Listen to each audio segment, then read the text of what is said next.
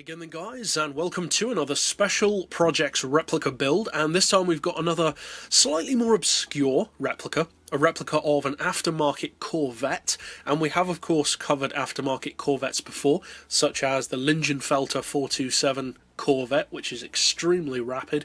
This one though is a slightly more visually striking Corvette. It's of course, as you'll have seen from the title and the thumbnail, called the Guldstrand Corvette. Now Guldstrand has done a couple of different Corvettes, but the one in particular that we're replicating is the 50th anniversary, probably the best known Corvette from that company, and it's, as the name suggests, of Guldstrand, it is gold, and it's a larger engine variant of the C5. It's based on the Z06, but instead of a 5.7 litre, which you'd usually find in the Z06, you've got a 427 cubic inch or a 7 litre V8. It's significantly more powerful, but at the same time not insanely powerful. The weight is reasonable, not overly light or overly heavy, and the performance is, as you'd expect, improved over the normal Corvette.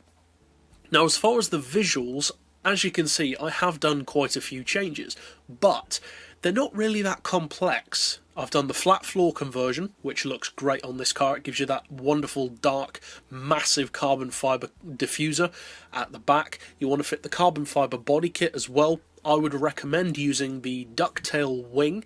It's a little bit bigger than the wing on the real car. The real car has a more subtle ducktail, but still, it serves the purpose. For the rims, I've gone for the size up 1, and as you can see, they are the very popular BBS Snowflake style rims. The actual 50th anniversary car is seen in a couple of different rim options. You've got a 5-spoke or the Snowflake. I opted for the Snowflake because I think it looks good. As far as the colour, which of course for a car like this is very important, I've gone for a colour called, fairly simply, Gold Metallic. And that particular colour comes from both Lexus and Toyota from the IS300 Sport Cross, or the Altezza Sport Cross, the wagon version of the Lexus IS300, essentially. So that's where you can get that colour from. Or you could use a different gold, but that colour gold does look very, very similar, a kind of pale gold, very similar to the real car's colour, and that's for both the body and the rims. So that's it for the visuals.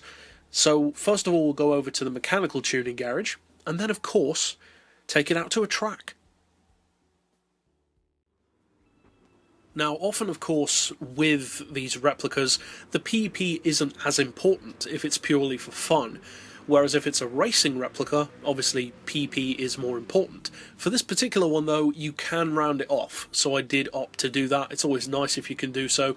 Now, as far as tyres, I've gone for sport softs, because again, it is a street-going vehicle. Likewise, I've left the brakes stock to make it feel more authentic to a road car. For the suspension, you want to lower the ride height to 80, front and rear. We've stiffened up the springs a little bit to 750 and 725. Likewise with the dampers and anti-roll, we've increased them just a little from the base of 1 up to 2. We've got neutral camber and tow.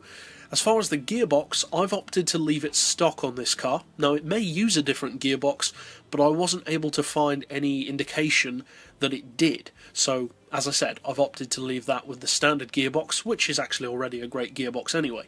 I've swapped it to a twin plate clutch, and as far as the diff, which as always I would recommend playing around with to find what works best for you, but I've gone for an initial torque of 20, acceleration and braking as low as possible.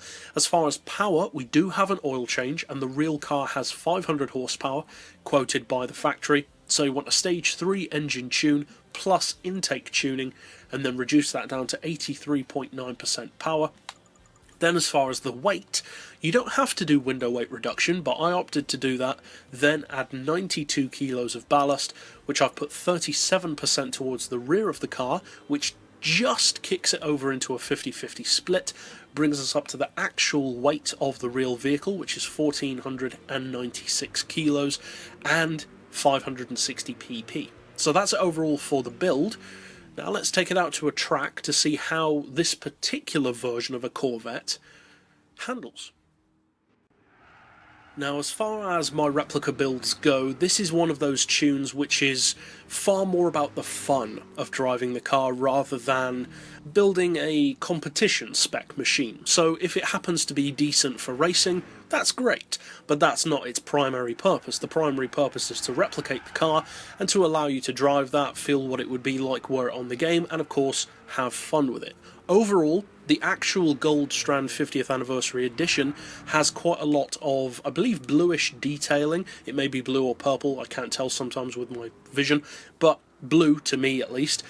You can't do that on the game though. Obviously that's not an option. Apart from that though, especially from the back, this really does look a lot like the Guldstrand Corvette.